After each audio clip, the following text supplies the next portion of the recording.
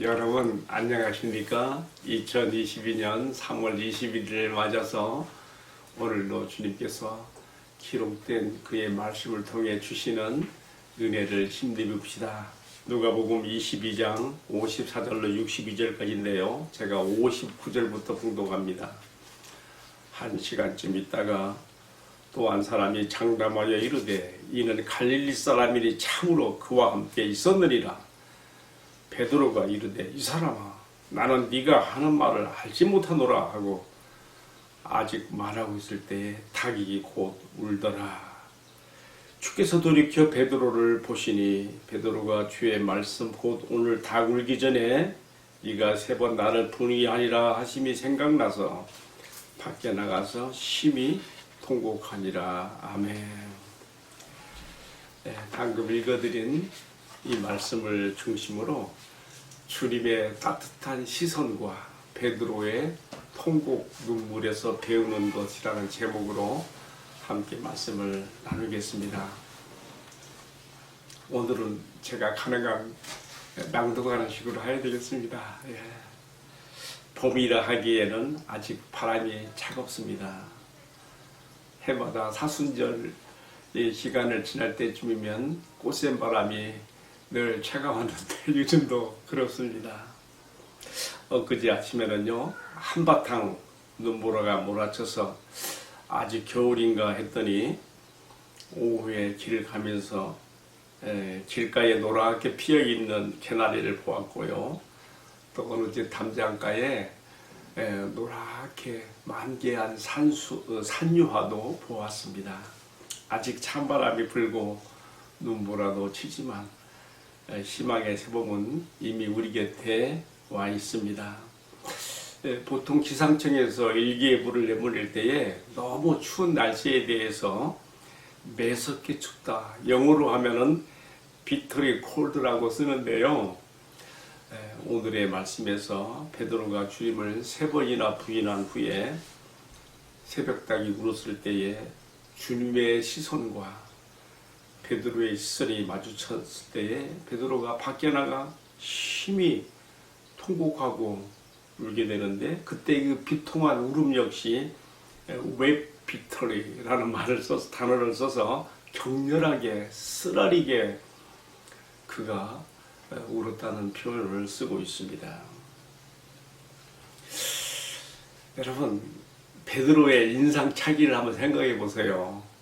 다혈질적이고 항상 으뜸기를 좋아하며 마치 그 눈은 요비, 장비, 관우 세 사람 삼총사처럼 마치 그 장비의 눈처럼 막 황소 눈같이 막 크고 불아리는 그런 베드로의 눈빛과, 그리고 기밑부터 이 턱까지 이어지는 긴 구렛나루 수염담을 생각해 보세요. 그가 주님을 3번이나 부인한 뒤에 새벽닭이 울었을 때에 주님이 하신 말씀이 생각났겠죠. 그리고 그때 주님을 바라보니까 주님은 밤새도록 포승줄에 묶인 채 샌들도 신지 못하고 맨발로 차가운 땅바닥의 냉기를 온몸으로 받으며 서 계신 주님을 보니까 마음이 아파졌습니다. 왜냐하면 자기는 추위를 녹이려고 대제사장 집 마당에 그 모닥불에 불을 쬐면서 있었거든요. 그때 그의 마음이 너무나 비통해졌습니다. 그러나 그의 마음을 더욱 비통하고 아프게 만든 것은 다른 데 있는 것보다 그렇게 방금 주님을 3번씩이나 부인했던 자신을 향해서 똑같이 새벽닭의 울음소리를 들었을 때에 주님께서 자신을 바라보신 그 눈빛이 에이 놈아, 이 못난 놈아 그러는 것이 아니라 여전히 변함없는 따뜻한 동정의 시선으로 자기를 바라보는 주님의 눈빛 때문에 베드로의 그 마음이 더욱 메어지고 슬픔에 북받쳐서 그는 밖에 나가 심히 통곡하고 울었다고 그랬습니다. 황소 눈알 같은 그의 두 눈에서 눈물이 구렛나루 쪽으로 쏟아지면서 어쩌면 그는 황소 울음 같은 소리로 크게 울었을 것이고, 그의 울음소리가 주님의 귀에까지 들렸을 것입니다. 사실 주님께서는 바로 이러한 순간을 이미 다 내다보시고 최후의 만찬 자리에서 서로 자리다툼하는 제자들과 베드로에게 더욱 특별히 하신 말씀이 있지요. 시몬아 시몬아 사탄이 밀 까부르듯 하려고 너희를 요구하였는데 너는 내 믿음 내가 돌이킨 후에 너의 형제들을 굳게 해야 된다. 너희는 서로 우위를 다툼하는 경쟁의 상대가 아니라 나의 복음을 위하여 천국을 위하여 함께 고생하고 함께 죽는 자리까지도 가게 될 나의 피로 맺어진 사랑의 형제들이라는 것을 일깨워 주시며 너의 형제들을 굳게 하라는 그 말씀이 베드로의 마음에 그렇게 주셨는데 그냥 베드로는 그런 것들을 그냥 뒤로 흘러들였던 것이죠. 또 주님이 최후의 만찬석 자리를 마치시고 기드론 골짜기를 건너 감나산에 가서 기도하실 때에도 베드로에게 또 다른 제자들에게 시험에 들지 않도록 깨어있어 기도하라 하셨건만 이런 말들을 다 기존으로 흘러드렸지요. 그래서 사실 이러한 베드로의 실패와 추락과 이런 비통함은 이미 예견된 것이었던 것을 우리가 짐작해 볼 수가 있습니다. 그러나 여러분, 비 온 뒤에 땅이 더 굳어지는 것처럼 베드로의 마음에 쓰라린 상처로 남은 사랑하는 주님에 대한 배신과 이 부인은 항상 의뢰의 상복에만 오르려고 했던 그의 마음을 겸손의 골짜기로 내려가게 만들었으며 한편 그의 추락에도 불구하고 이미 용서를 준비해 놓으시고 네가 돌이킨 후에는 형제들을 굳게 해야 된다는 주님의 말씀을 평생 실천하는 겸손의 종으로 만들었다는 것을 우리가 짐작할 수 있습니다. 그래서 그런지 이 사복음서 모두가 다 이러한 베드로의 추락 기사를 남기고 있는데요. 가장 먼저 쓴 복음서, 보통 추복음이라 그러지요. 이 추복음서를 마가가 썼어요. 이 마가가 쓴 복음서를 보통 신학자들이 추복음이라 그러는데요. 베드로의 믿음의 아들로도 알려진 이 마가가 이런 베드로의 이야기, 이런 정말 슬픈 이야기를, 가슴 아픈 이야기를 베드로로부터 직접, 믿음의 아버지 베드로로부터 직접 들었을 거예요. 그래서 그는 자신이 쓴 복음서를 마가복음을 다 끝내고 자기 믿음의 아버지인 베드로에게 혹시 잘못된 곳이 있는가 감수를 요청했을 때에 베드로는 자기에 대해서 쓰여진 부끄러운 이야기를 믿음의 아들 마가에게 빼달라고 하지도 않았고요. 또 원조 복음인 이 추복음 마감복음서에 기록된 이것을 또 근거로 해서 마태복음에서 또 기록이 되고 있고 오늘 우리가 보고 있는 누가복음 22장에서도 기록이 되고 있고요. 또 더 그 후에 쓰여진 요한복음서에서도 이 베드로의 추락과 실패의 기사가 기록이 나오고 있습니다. 여러분 사복음서가 모두 이 베드로의 이러한 정말 슬프도록 가슴 저민 실패 이야기를 쓰고 있는 것은 저는 이유가 있다고 봅니다. 당시에는요 로마 제국의 박해가 아주 극심한 때여서 그리스도인들 가운데 정말 믿음을 배신하고 믿음의 자리에서 떨어진 사람들이 많이 있었습니다. 그러나 이러한 베드로의 실패와 추락의 이야기가 이렇게 복음서에 기록이 되어서 남겨져 있는 것은 그럼에도 불구하고 그가 다시 주님께 세움을 받아 후에는 주님을 위해서 장렬하게 자기도 거꾸로 십자가에 못 박아 죽는 순교의 자리까지 간 것을 다 아는 초기교회 성도들에게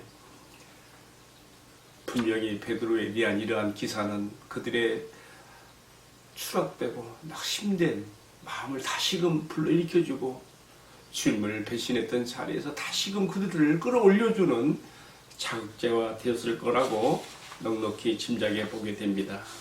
한편 베드로의 이러한 추락과 실패는 초기교회 성도들에게 베드로가 과연 교회의 수장이 될 수 있겠는가라고는 논란도 되었을 것입니다. 그러나 이 점에 대해서는 이 누가복음서가 AD 61년 3년경에 써졌거든요. 요한복음은 또 한 세대가 지난 90년 넘어서 써지는 건데요. 이 베드로가 초기교회 수장의 자격이 있는가에 대한 논란에 대해서 요한은 그의 복음서, 요한복음서 마지막 21장의 부록으로 첨가해서 이 점에 대해서 베드로의 위상을 세워주고 있지요. 주님께서 베드로를 찾아와서 베드로가 3번이나 주님을 분했던 것처럼 주님은 3번이나 주님께 사랑의 문답을 받으면서 여전히 주님을 사랑하는 마음을 표시했고요. 또 주님께서는 그 베드로에게 내 양을 먹이라, 내 어린 양을 돌보라, 내 양을 치라는 그 말씀을 주심으로 베드로를 다시금 그 사명의 자리로 굳게 세워줬다고 하는 그 기사에서 우리가 이 모든 것들을 우리가 이해할 수가 있습니다. 자, 이제 오늘의 묵상을 내리면서요, 저의 마음에 가장 가슴 저미게 닿아지는 것이 하나 있습니다. 뭔지요? 여러분도 짐작하실 거예요. 이러한 베드로의 추락과 실패를 다 내다보시고 아시면서도 이미 용서를 준비해 놓으시고 그를 용납하시며 비온 뒤에 굳어지는 땅처럼 그의 실수와 실패 뒤에 그가 더욱 견고한 신앙이 되어서 처음 주님께 부름받을 때 그의 이름이 시몬이었는데 시몬은 흔들리는 자예요. 시몬에서 흔들리지 않은 견고한 반석 베드로라고 불러주신 그대로 그를 초기교회 반석 같은 그런 일꾼으로 기둥 같은 일꾼으로 세워주신 우리 주님의 신실하신 사랑입니다. 이 주님의 사랑 때문에 이 사랑 때문에 베드로가 끝까지 사명의 길을 갈 수가 있었고요. 오늘 이것은 그에게서 끝나는 이야기가 아니라 이 말씀의 독자가 되는 우리에게도 동일한 주님의 말씀으로 닿아지고 있는 것입니다. 나도 오늘의 말씀을 묵상하면서 베드로처럼 주님을 붙잡지 못하고 적당한 거리를 들고 멀찍이 따라감으로써 나의 행동으로 주님을 배신하는 또 배반하는 그런 또 주님을 부정하는 행동들을 얼마나 많이 했는가 돌아보면 정말 부끄러운 지경입니다. 그러나 바로 이 베드로의 추락과 실패에 이른 기사가 여기에 기록되는 것은 바로 나 같은 사람을 위해서도 기록되어 있구나 생각을 하니까 나도 나 자신의 많은 실패와 실수에도 불구하고 내가 이런 것 때문에 발목이 잡혀서 주님이 나를 부르신 사명의 길에서 이탈하지 아니하고 끝까지 나도 나의 달려갈 길을 주님께 붙잡혀야 된 것을 잡으려고 끝까지 쫓아가야 된다고 하는 결심을 마음에 하게 됩니다. 이러한 마음의 새로운 다짐과 결의가 우리 말씀에 시청하시는 모든 분들에게도 함께하기를 주님의 이름으로 축복합니다. 기도하겠습니다. 사랑하시는 주님, 내가 주님께 부름받은 이후에 주님과 나 사이에 개입된 어떤 실패와 쓰라린 문제라고 하여도 이런 것들이 결코 주님의 사랑에서 나를 끊을 수가 없고 내게 주신 사명의 길에서 벗어나게 할 수도 없다는 것을 배웠습니다.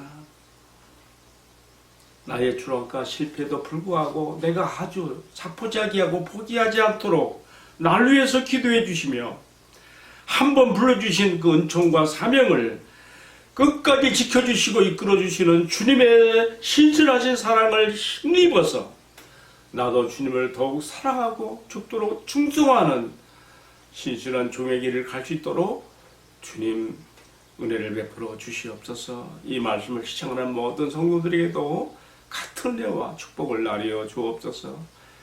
존귀하신 우리 주님 예수 그리스도의 이름으로 기도 올리옵나이다. 아멘. 예, 마쳤습니다. 감사합니다. 내일 또 뵙겠습니다.